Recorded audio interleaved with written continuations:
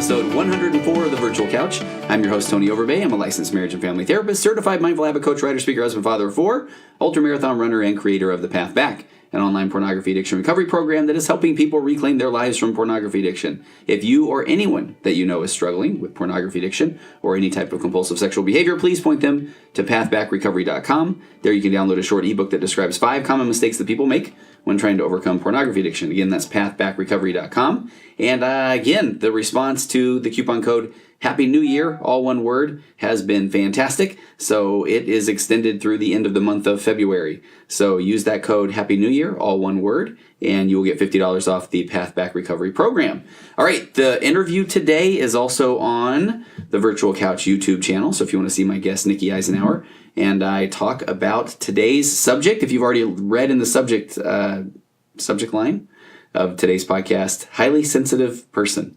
And I can't even wait to get to this interview. I really can't. You're going to learn so much today. I know I did, and continue to try to learn more about this topic. But before we get to that, please go follow Virtual Couch on Instagram. You can find me at Tony Overbay, licensed marriage and family therapist on Facebook. And visit TonyOverbay.com and sign up there to receive information on upcoming programs and appearances and books and special webinars and just a whole lot of good stuff coming. But again, I could not wait to get to this interview with today's guest, Nikki Eisenhauer.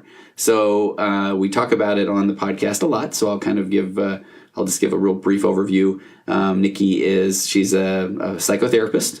She's also an international life coach, and she is host of the award-winning podcast called Emotional Bad A. But more about that title coming up. You have to listen to the beginning of this episode. But we talked to her about her experience as and working with what is called highly sensitive people, HSP. And some estimates say that somewhere between 10 and 15% of the population would fall under the spectrum of HSP. And a highly sensitive person is believed to experience the world differently than others. Highly sensitive people are more aware of subtleties, and they process information more deeply. And I just have to tell you, this is one of those things where I can now say that I've been doing this career for a little while, and I'm a huge evidence-based guy. I feel like I've just found such a flow with whether we're talking about couples relationships, this emotionally focused therapy, EFT, or for individuals, it's acceptance and commitment therapy. If it's parenting, it's the nurtured heart approach. And I just love these things. They're all evidence-based modalities. They kind of play in nicely together. And I feel like it just kind of gives me a nice holistic view of ways to help individuals, help couples, help families. And I had someone that I really was enjoying working with. But just because you enjoy working with someone doesn't mean that you always feel like you're doing all that you can. And it was killing me to think that I wasn't able to help this person. And this person actually then brought me this information asking me if I'd ever heard of an HSP, a highly sensitive person. And just by that title, it doesn't sound very very scientific or very, just sounds like, well, yeah, I mean, I get a little sensitive sometimes. I might cry at the end of a movie if some dog and cat get reunited or something like that. Maybe I'm sensitive, highly sensitive. But the more I started to dig, an HSP is more than just a title. There's a lot more under the surface. So what it first led me to was just a quick deep dive. If you do a Google search, one of the first things I found was hsperson.com. And let me just read a little bit about what hsperson.com says, and then I want to get to this interview with Nikki. But just kind of says, is this you? Are you easily overwhelmed by such things as bright lights, strong smells, coarse fabrics, sirens nearby? Do you get rattled when you have a lot to do in a short amount of time? Do you make a point of avoiding violent movies and TV shows? Do you need to withdraw during busy days into bed or a darkened room or some other place where you can have privacy and relief from the situation? Do you make it a high priority to arrange your life to avoid upsetting or overwhelming situations? Do you notice or enjoy delicate or fine scents, tastes, sounds, works of art? Do you have a rich and complex inner life? As a child, were your parents or teachers, did they often see you as sensitive or shy? Then on the website, this is Elaine Aaron. She says, "Dear highly sensitive person," or anybody raising a highly sensitive child, which she calls an HSC.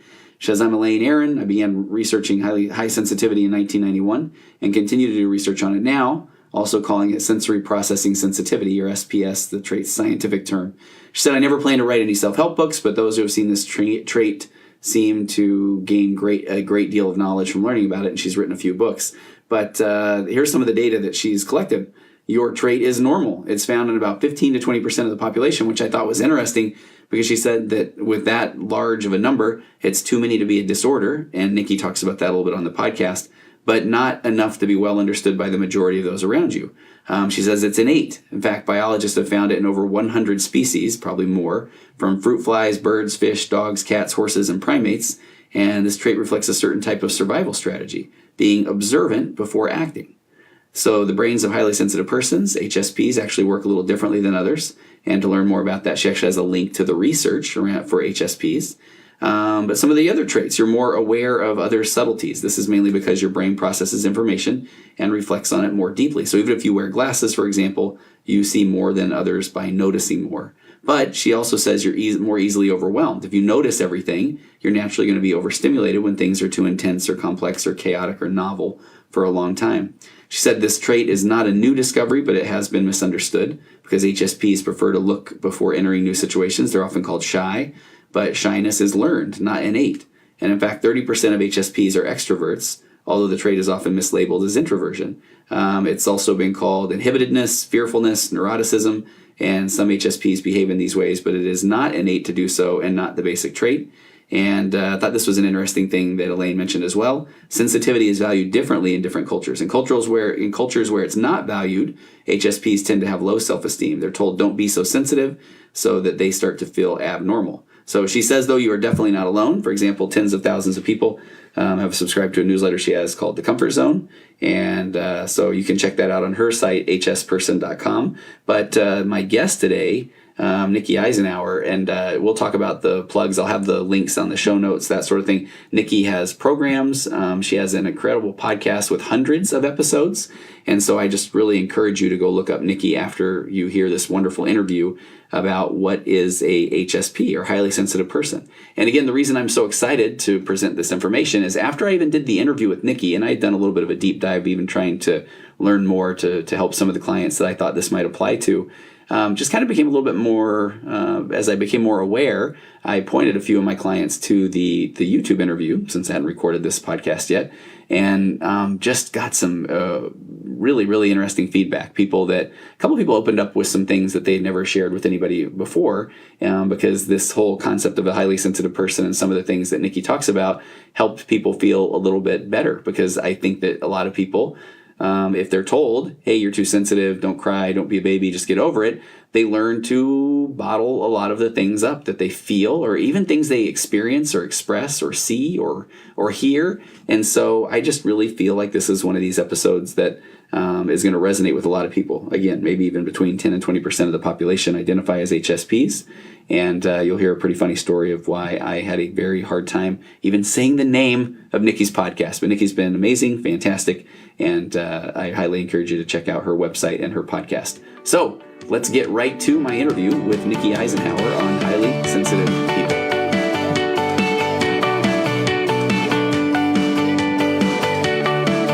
But my guest is Nikki Eisenhauer. Now, Nikki, I can't even... Okay, I got to start right out with you. We kind of joked offline, off air, whatever the kids say these days. We're very aligned in things about mindfulness and authentic and being present, right? Mm-hmm, we are. Start with a very authentic story. Are you ready? I'm ready. Okay. If I did more in the production value, there would be some very, very touching music right now that would take you back to a 17-year-old Tony Overbay at his home growing up. But I'll make this very quick. So I went to this leadership camp over a summer between my junior and senior years. And it was supposedly these future leaders of the world. It was in upstate New York, had to go through an interview process. So we've got like 30 kids from the US and 30 or 40 kids from the world. And these guys now, I'm the biggest not success out of the whole group. All these guys are like doctors and attorneys and congressmen and whatever. Okay. But I come home from there, and when you get a bunch of teenage boys together, the language gets a little bit bad. So I'm at home, and I think I'm still just using very colorful language. And my mom kind of called me out on it. And I said something to the effect of, fine, I will never say a bad word again. And I can't lie. I'm now 49. So okay. I don't know the math, but I really have it. And I have friends that say bad words all the time, and I laugh, and it's funny, and I don't judge. I'm very, but to me, it's just been something like, it's almost like when the Fonz and Happy Days couldn't say he was sorry. Yeah. So the name of your podcast, Nikki, I'm about to I don't know if I can do it. Oh. See where I'm going? Yes. So if you notice on the link to invite you to be on it, it's emotional bad, $. I did notice that. I did. So you're really pushing your growth edge about to my podcast. So, because I don't want to, I love your podcast. I've now binged on your podcast. Oh, And again, it's so, but I don't know, Nikki, if me being authentic, but I feel like it would be an insult to say that you are from the very successful podcast, Emotional Bad A. yes, there you go. I'll take it. It's close enough. All right.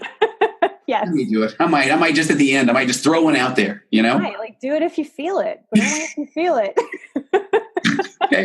All right. I'm so grateful that you took the time though. And when I reached out to you, now that I've done the deep dive, I would love to talk to you about so many things. And we were even talking about a topic very near and dear to my heart of fighting porn addiction and that sort of thing. Like you have a lot of layers, which is yes, I do. Right? Mm-hmm. But I reached out to you because I had a client come and ask me if I knew anything about HSP.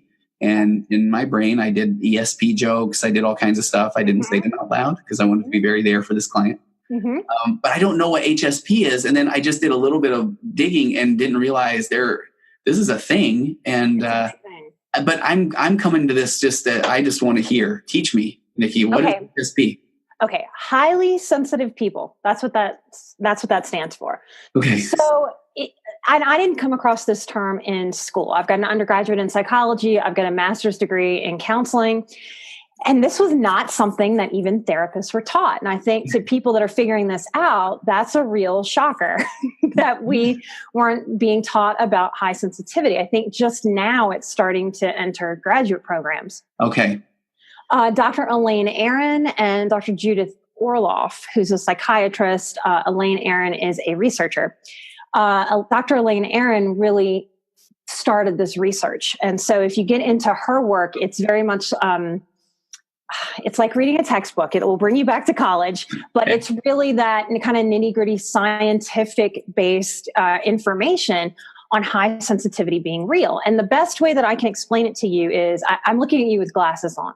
Okay. And I'm sitting here without glasses on, I don't have contacts on. If you and I are standing next to each other and we both do a seeing test, an eye test, it makes perfect sense to us that your sense of sight is going to be different than my sense of sight. And just because I have a stronger sense of sight, that doesn't elicit any uncomfortableness. That doesn't sound woo-woo at all. Right. Okay. When we go into feelings, immediately all of us have the judgment of that's just woo-woo. So if we're standing next to each other and I say, I feel more than you do because I was born with a nervous system that is just more finely tuned. It's paying attention to more stimuli than the average person.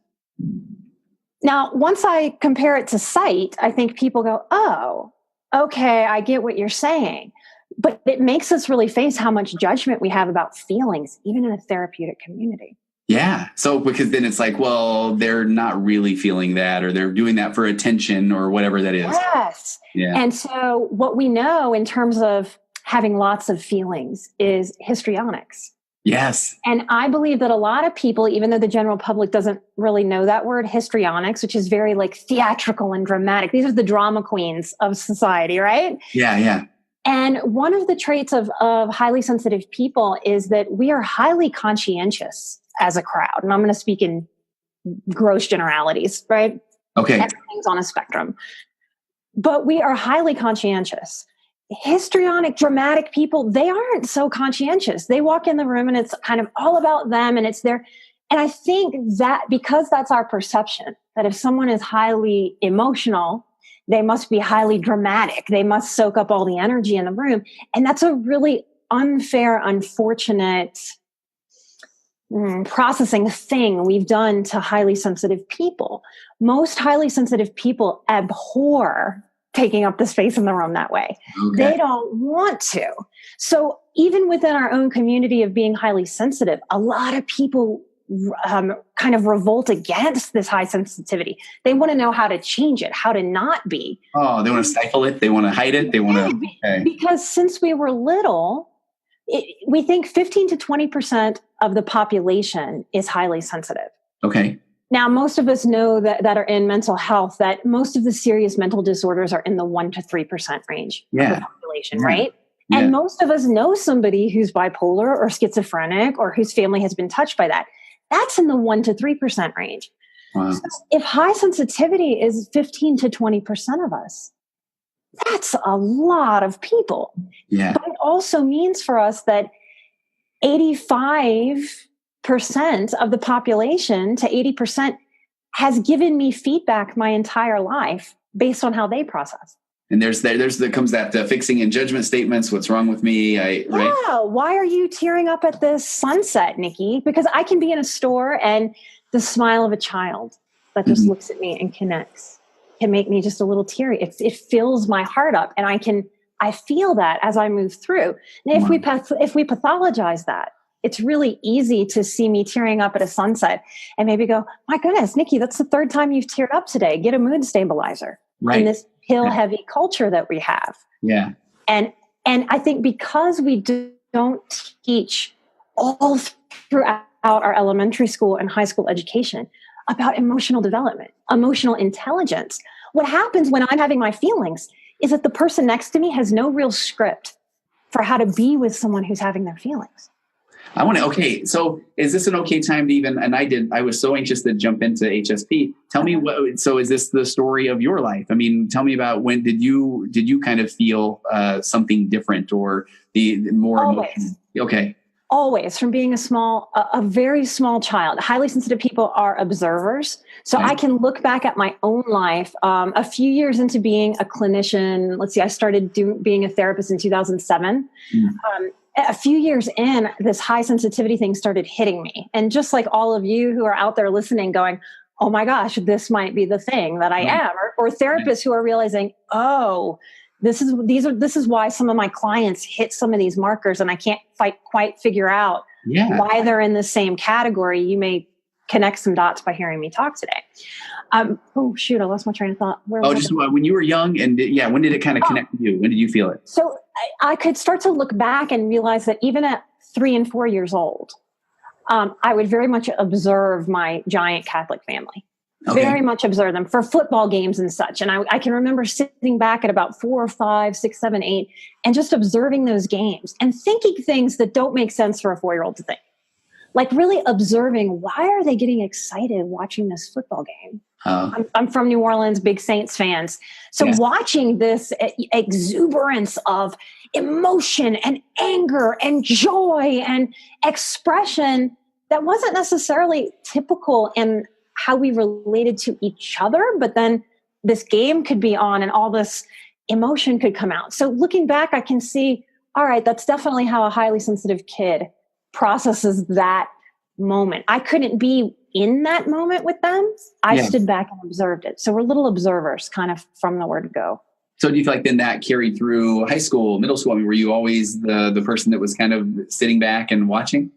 Always observing, but always feeling really raw. I grew up in a very dysfunctional family. Okay. My parents split up with just one of those kind of awful War of the Roses type divorces. Mm-hmm. And that was dragged out a very long time. I felt a lot of attachment wounding. I had night terrors. So I also started working with therapists very, very young. And I realized looking back that the more sensitive therapists, they had a feeling connection with me that transcended words, or what we talked about, especially the difference, talking to children in therapy versus adults. It's more playful and light. But I could just see like this progression. And in trying to heal myself over those years, seeing therapists as a young girl, I felt very pathologized and misunderstood. Okay. And the more that I was misunderstood by therapists that I am very critical of our profession. As much as we do very good, very, very good work for a lot of people, I think we also miss a lot and don't really know as a tribe how to step into what we don't know. And that creates a lot of hardship. So we got to do a whole episode on this, Nikki, because I totally agree, because I feel like sometimes, especially going back to that, the world of addiction and when someone is kind of throwing a lot of judgment and shame on somebody, which only fuels an addiction. And then, somebody looking for help and they leave feeling worse. That's, Yes. All right. Yes. I mean, and it cycles on itself. And there were lots of things that I felt like what was wrong with me? Like, it's very easy to look back at my life. My mother married a known child molester, and I've grown up and put him in prison. Wow. So it's easy to look back at my life and go, well, obviously that's an obvious trauma that I needed to heal.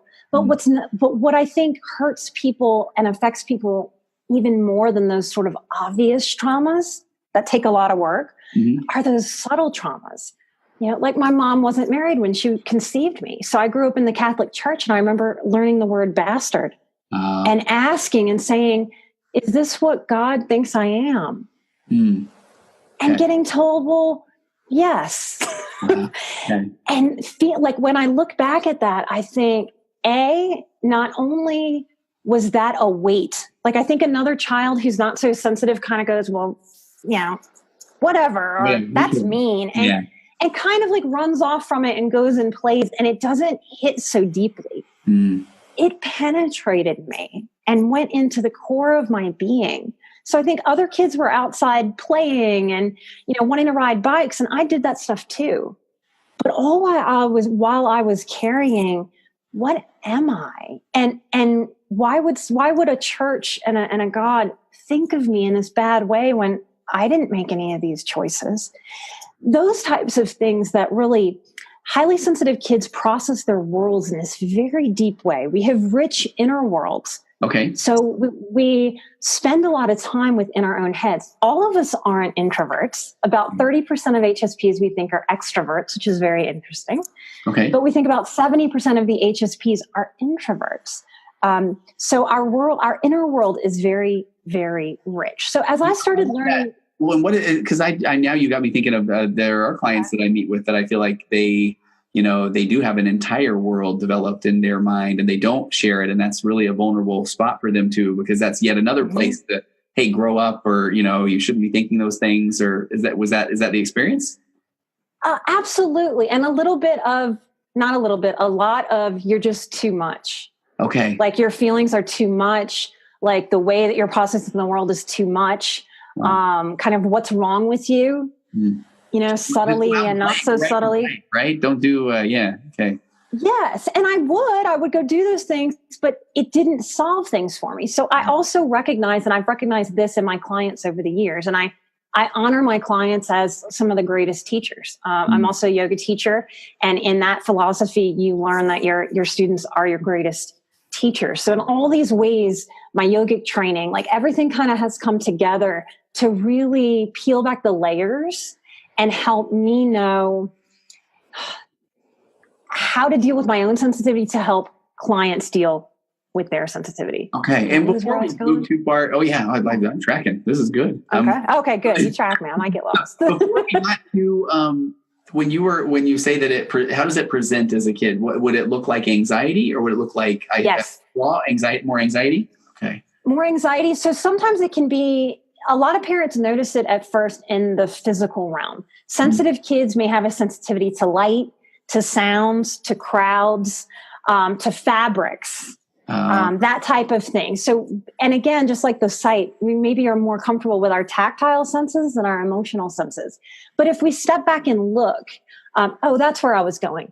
Okay. What I found, and my hunch, I don't have any statistics on this, I don't know if we ever will, and that's part of why I made my show, is in this emotional kind of realm, we can only measure so much. So I don't know how much science is going to get on board with what I'm observing within my own process and that of my clients over the 13 years I've been doing this.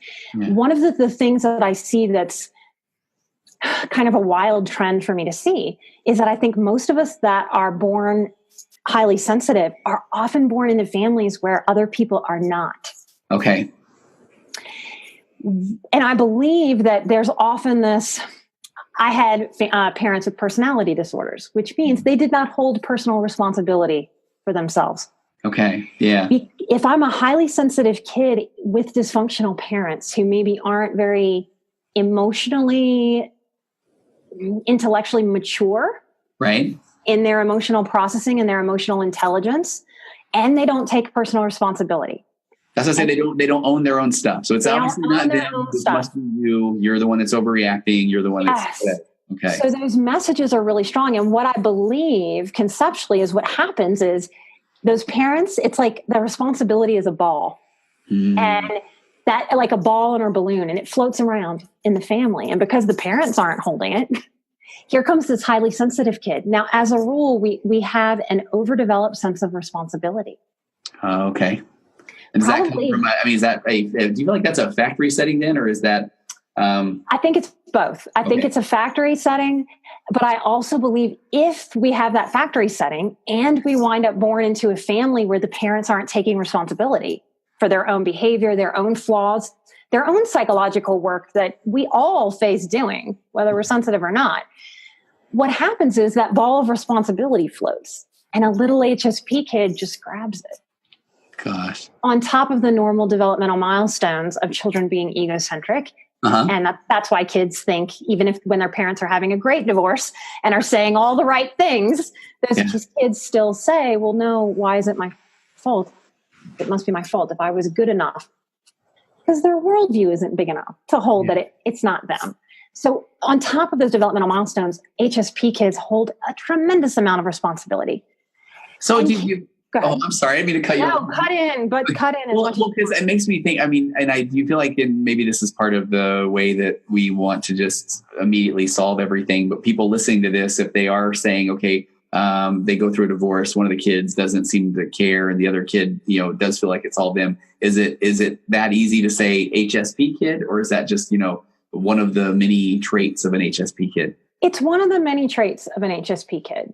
It really is. And it would behoove those parents to reach out to somebody like me and just ask some questions and really understand, is the parent sensitive? Is the parent not? Okay, if the parent isn't highly sensitive, how do they become an ally for this child?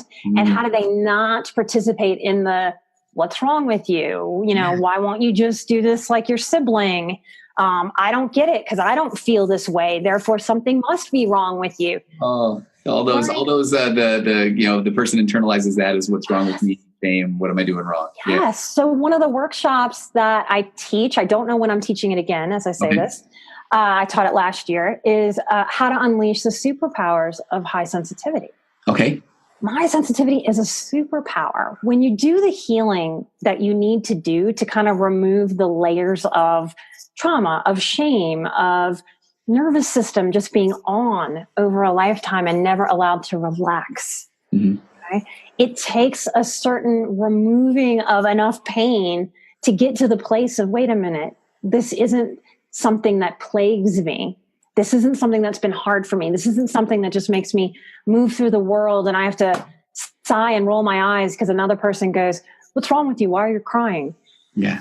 Figuring out that this is truly a superpower. I believe that highly sensitive people are true leaders in the world. Yeah. In what way?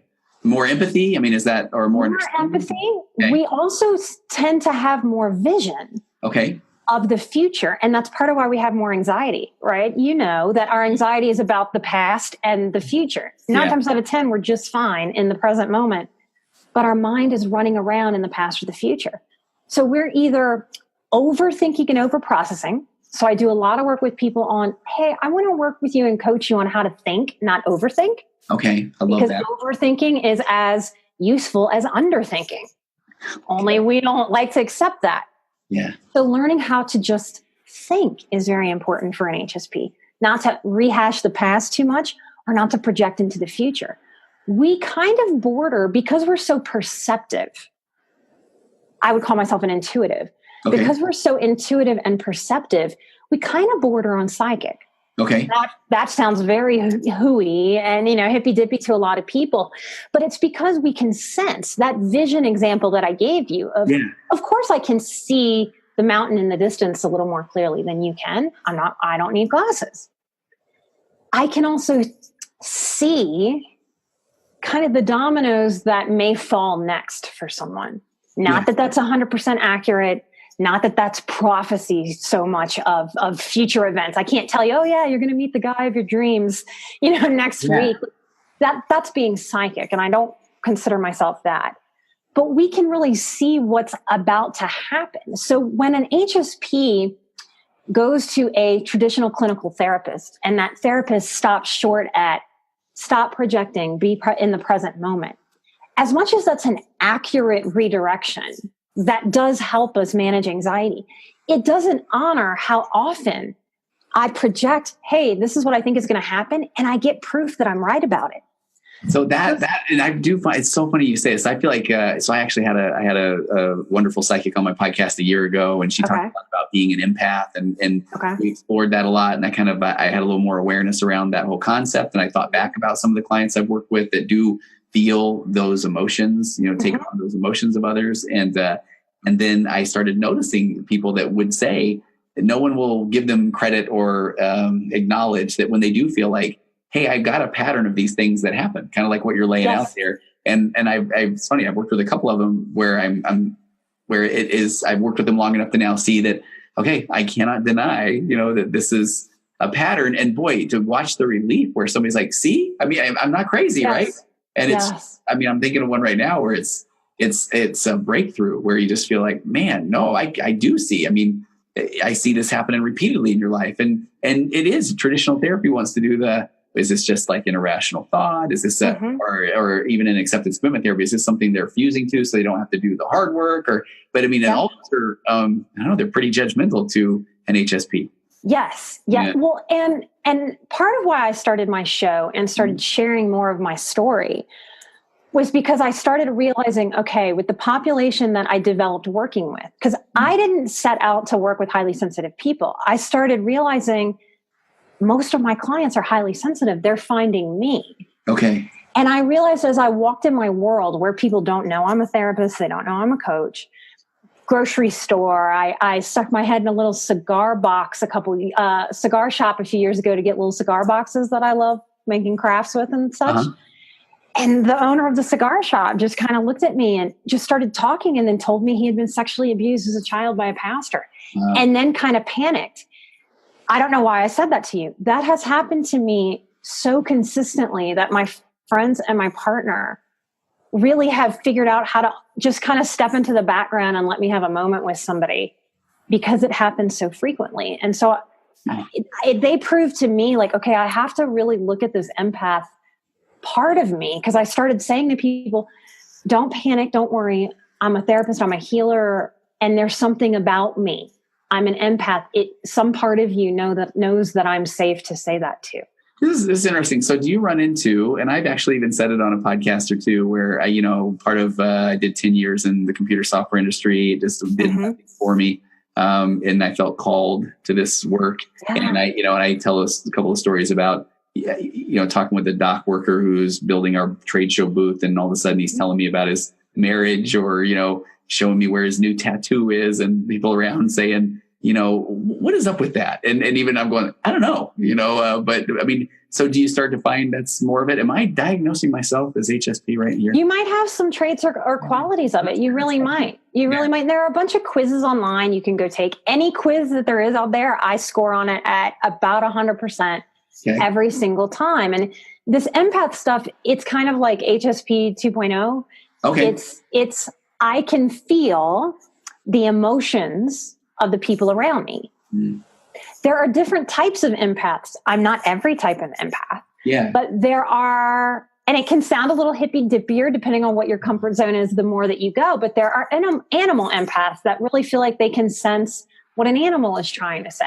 There are medical empaths that can sense where sickness or illness is in someone else's body. So before you figure out what this is or why people are just coming out of the woodwork to tell you very personal things, it feels like the world is kind of handling you with this weird energy. You don't know what's going to come out of what. And you say something like, I really think this animal is scared and needs this. And people go, what do you mean? What do you think you're psychic? We have to, as a profession, we have to do a better job of not pathologizing our humanity. Well, it's funny. I've never even knew. I've had a couple of people that have medical empath ability and both of them a few years apart, very clearly, never told anybody that because they felt like they knew what it would sound like. And it's going to build a lot of rapport. And then you've got this person that's a very successful person in front of you that is saying, okay, I don't know why I'm going to tell you this, but here's my thing, and I mean, so that, and I feel impressed to say that just because I'm sure that there are people listening that are thinking, all right, what are they talking about now? Right. I'm following the HSP thing, but now they're talking about, a doctor knowing where to operate when, or whatever that looks like. But I love that you started with that example of the glasses. So, if I don't have my glasses on, then, who am I to say, you can't see that, the thing, Mr. Person with glasses on with better eyesight than me. I wouldn't even think to do that. But if somebody's telling me that, they're a highly skilled surgeon and they feel like they are kind of guided to the areas that they need to operate on, maybe I might have had a tendency to kind of go, okay, all right, now hold on. Let me pull out a whole different set of, assessment questions now because, and not the ones that are very positive. Right. So and I think that those fears keep a lot of people from reaching out for help and assistance because they're scared of being labeled psychotic or being automatically heavily medicated. There are often times where someone starts to share something with me and I really think, thank goodness you showed up in my chair. Yes. Because if you showed up with the therapist, you would be medicated into being a zombie.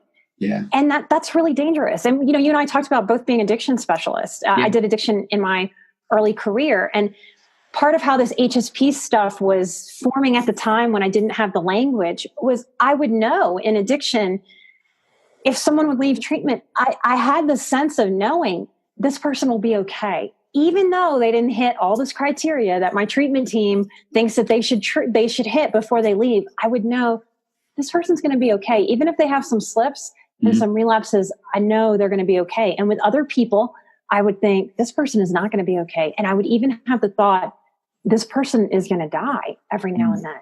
And then I would have all these judgments. And this is what happens for HSPs. And then they have these judgments. What's wrong with me? That's mean. Why am I putting that on someone? How dare I, as a therapist, put that, even an idea and thought within myself, on someone I don't know? I couldn't possibly know that. And really participate in that shaming, that self-shaming. And having to really get past that to a point of having to step back.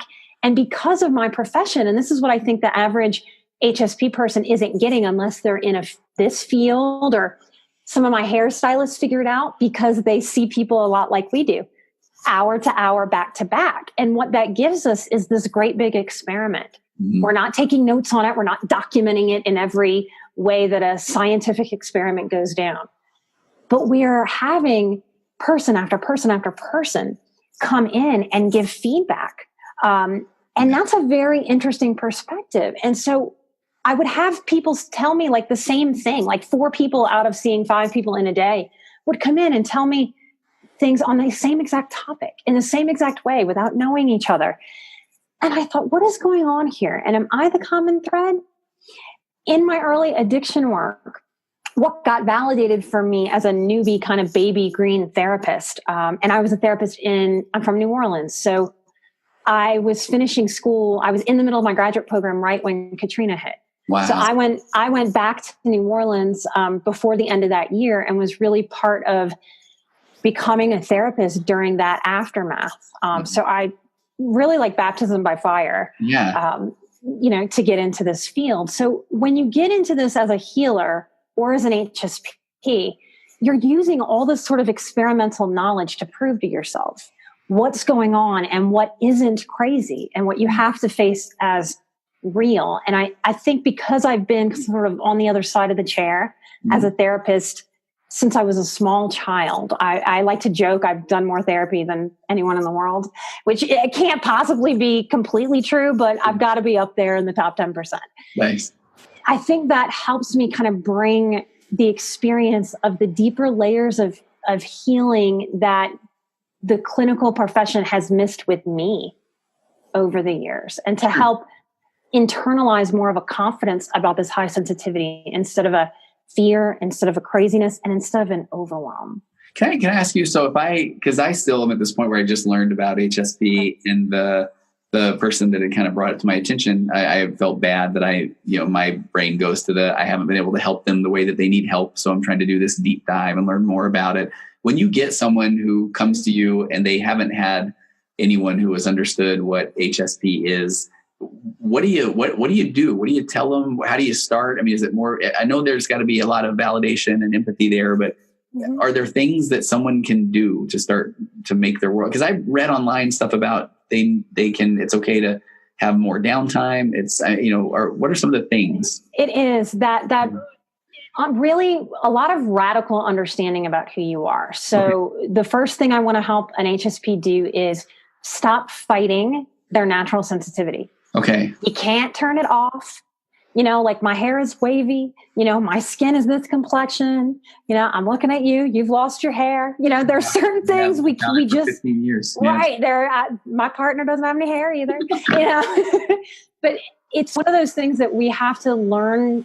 And I don't think we teach our kids, much less the adults in our American society, how to do this. We have to, we have to learn how to be with ourselves more. That's the phrase that I use a lot, how to be with ourselves more about the things that we don't have control over, to be able to have more control.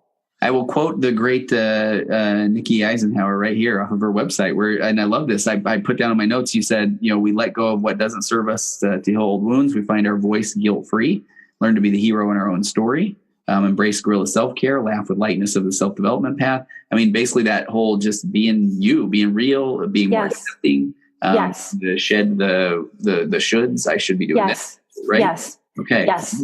Yeah. So a lot of HSPs who show up with anxiety and depression, it's because they felt like weird aliens in their own world for so long. So what I want to offer them is a lot of normalization.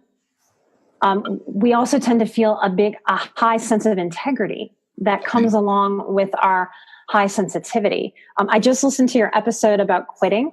Oh, yeah. I think that's a place where we help HSPs process where they can quit certain things and how that's so essential in life. Is we're going to pick up so many things. Why we have developed as a society that it's so hard to quit is really crazy and backwards. Well, that's good, because there was the one where it talked about, if that thing that they're trying to reach is just out of reach, and then they're just trying harder to get it, but they're never going to get it, right? Then if they're trying to be that, whatever that they believe is normal, I need to stop crying whenever I see a whatever commercial, or right, I'll train myself, I will whatever, and that's not productive. Yes, and an HSP wanting to be less emotional, less sensitive, is as wild and crazy as me wanting to be like a professional basketball player. Okay. I'm a 5'3" shorty Italian. Like I'm not going to do it. I don't have that skill set. It's not who I am. It's not who I was put on the earth to be. Those are not the gifts that I have to serve with. There's a note for yet another episode. We got to do the old, you can be anything you want to be, right? That's the episode. That's what I always say. If you're like a 5 foot, I always say 5'2", 400-pound, 60-year-old guy who says, you know what, I'm going to do it. I'm going to the NBA because I read everywhere. You can do whatever you want to do. And I know, right? I feel bad saying, right, there's another topic we'll cover, but I love it. That brought me so much depression as a young woman, because I grew up hearing that so much, and then realizing I wanted to be a doctor and deliver babies. And then I realized, I come from a family that has no money for college. I could not do that. I could not get into those schools and support my life and do that. So I had a real existential crisis about this whole, you can do whatever you want. No, you cannot. And that's actually a gift. It's empowering. Yeah. It is empowering. So that's part of what I help HSPs with. And I think all therapists and coaches need to help sensitive people with, is getting to a real place of acceptance. Maybe even having to grieve that, nope, you have carried around this expectation that one day you can just be less emotional, that you have thought that is the goal, and that's not your goal anymore. So that's liberating. That is freeing. Then I can cry at all the commercials I want, right? I want to own it. You can. And that's why I think we're leaders. So what I've learned to do in my world and model and coach others into doing is, if I'm in that coffee shop getting a coffee and somebody's sweet little cherub baby. So I am very connected. I'm not a mother. I am not planning to have children, but I'm very connected to children. So I believe part of my calling is to do this work to help empower parents to be more present, emotionally aware parents for their children. And in that way, that's how I get to serve my mothering energy that I was born with. Yeah. And I have learned to be peaceful with that and happy with that, even though my whole expectation of my life was I would be someone with about 6 kids. Mm-hmm. So learning how to go with the flow as an HSP and do what you need to do for yourself as you figure out what you need to do. That idea of me being someone with a lot of kids, that fit the morals and values and beliefs that I was raised with. Sure. Yeah. It does not fit what I need in terms of the amount of quiet that I need in my life to feel grounded. Okay. The amount of control that I need over my physical space and to know like what's going to happen in my day and to have a reasonable plan with my day. So that's part of what informed that decision for me. So we really want to be able to draw HSPs out to meet themselves in this crazy, chaotic world. Understand that the crazy, chaotic overwhelm isn't coming from within themselves. It's coming from these crazy go, go, go, go, go, more. Nothing's ever good enough. Answer your phone from your corporate job at 6 a.m. on Sunday. Expectations. Yeah. When I'm out in the world and I get emotional, okay, I have learned to do this. I've never, ever, ever would have wanted to learn to do this, but I have accepted that, okay, this is me accepting who I really am in this world. And I refuse to fight who I am anymore. I will look at someone and if I tear up, I go, wow, your child's got a really beautiful spirit. Or, wow, like you've got a really beautiful outfit on and you were just working it today. Like a beautiful person, like feeling their confidence will just do it for me sometimes. Yeah. And I'll often offer a compliment. And sometimes I'll get a little teary. And I'll just say, don't mind me. I'm a tearful person, but I'm also really strong. Okay. And they stop and they often kind of look, because that's like a weird thing that they've heard together. Like, wait, strength and tears at the same time? That's not what I've been taught about this. And what I realize is that person, once they digest it over a fraction of a second, they sit with it a second. And they go, oh, okay. And they meet me with a different energy. Why? Because I met myself with a different energy. And what most HSPs are doing is they're walking through their world apologizing constantly. Yes. I'm sorry I'm so emotional. I'm sorry I see the world differently than you do. I'm sorry I see the pain in the world. I'm sorry SPCA commercials break my heart. I'm sorry that I can't just watch that horrific, vile movie with you and be comfortable. I'm sorry. We have to stop it. Yeah. And we have to own that it's our job to paint the stage for people. And when we're painting the stage for people with I'm sorry, I'm a problem. Yeah. This is a problem. They're going to meet us in that and go, yeah, okay, it's a problem. When I step up for myself and say, this is how I am, and this is actually a display of strength. Yeah. I'm owning it. I'm not going to do that. I'm not going to see it. Right. Yes. And so healers really, I believe that's the task there, is to help people step more fully into that. I love this. Bring me your HSP people. I'm ready. Yay! Good. This is good. This is really good. Yeah. Well, we have talked 40 minutes. You know how fast that just went, Nikki? We could probably go a whole day. Oh, totally. We need someone to reel us in with the timer. Absolutely. So, but before I let you go, though, I do want to hear. I didn't get to enough of your story. I mean, okay. Do you have another few minutes to kind of share? Sure, absolutely. All right. I do. Okay. So you said you didn't really have this awareness of what that you were an HSP or that there was a thing for it until you were in your practice. You were doing the work. I was working in addiction work. What started to make me realize, all right, I have some kind of perception ability is I did addiction work with doctors and nurses, which is a very hard group of people. So again, baptism by fire during the middle of Katrina. So overwhelmed. Everyone in Louisiana was totally overwhelmed and fried trying to do that work and manage our own self-care with everyone else's. And what happened over those few years is I went from the IOP group, the intensive outpatient, where people don't live at the facility and come in, if you're not familiar with those terms. And then I moved into the trauma group.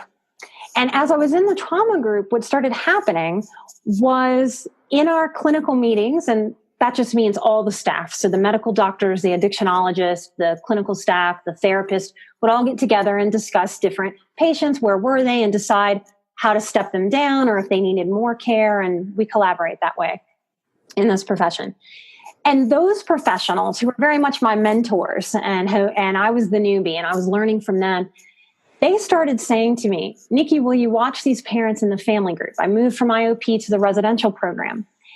And what started happening as I met family members and would do big groups with 30 people of their families and the patient, I would pick up vibes and I could just see how they interacted. And I would know, oh, there's sexual abuse in that family. And because I have such a super responsibility about not putting my own stuff, right? That's what you learn in therapy that no one knows you learn is how to not put your own stuff. So I was hyper aware of, all right, I have this severe trauma history and I'm working through it as I work through it. How do I don't want to put that on my clients at all. So as I started sensing this, I would go to my supervisors, I would go to my counselor. I would say, am I sensing this because I'm projecting it? Or is this what I'm sensing? And because I got that experience over and over again, where the average person, if I wasn't in this field, I might meet a family and have that experience, right? I might meet a friend's family and go, oh, something's wonky here, but I'm not going to get it confirmed. Right. And I'm certainly not going to get it confirmed over and over and over again, day in and day out. That clinical staff started deferring to me and saying, hey, Nikki, check out this family and give me your vibes. And I'd come back and I'd say, I really got the vibe that there was some kind of sexual abuse, something inappropriate here. There's something with this relationship, or the mother's checked out, or this and this and this. And lo and behold, days or weeks later, that client would disclose sexual abuse with the person that I said. So I started having to really sit with myself and go, okay, and feel that line between I'm projecting my own stuff versus I'm having an intuition about what's going on here. And I had to experiment with that a lot and keep it very safe for me and those clients. And it helped me grow into that confidence of being able to feel the difference between an anxiety or an intuition. I would say that transition from your stuff to I need to really act on this had to have been, was that a lengthy transition, or did it just kind of start to feel overwhelming the more you? I think it was more of like unveiling. Okay. We have a saying in yoga that as we practice, we're removing the veils. And it's like, as you remove veils, you just see more and more and more. The picture gets clearer and clearer and clearer. Yeah. The other thing that happened for me was my sexual abuse memories were repressed. Okay. Even while I was learning about repression, just like most people, I had my judgments. So I thought repressed memories, how real can that really be? How can you experience something and really not know that you experienced it? That seems like one of those therapist mumbo jumbo things, right? It does. It really does. All of a sudden they're going to be saying all kinds of stuff that isn't true. Or Yes. And right before I entered graduate school, my memories came back to me very, very quickly. And I knew on a deep intuitive level, these memories are true.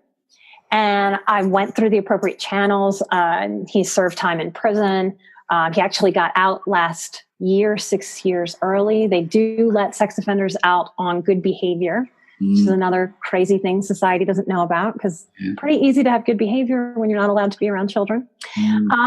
So that happened to me. As I got into my graduate school for counseling, he was arrested. It was on TV. It was a really wild experience. I had childhood teachers and old friends' parents reaching out to me saying, why didn't you tell me? And the truth was I hadn't known. It was blocked off from me. Yeah. I didn't know. So I didn't even understand my own depression and my own anxiety and my own teenage rebellion because I didn't have that framework. Wow. When he was arrested, I had a full nervous breakdown, just hit the wall with it. Really, as the oldest sibling, held a lot of shame about not having protected my younger sisters, even though I didn't know what was going on, right? Those irrational thoughts and that HSP super responsibility, taking on responsibility for things that weren't mine.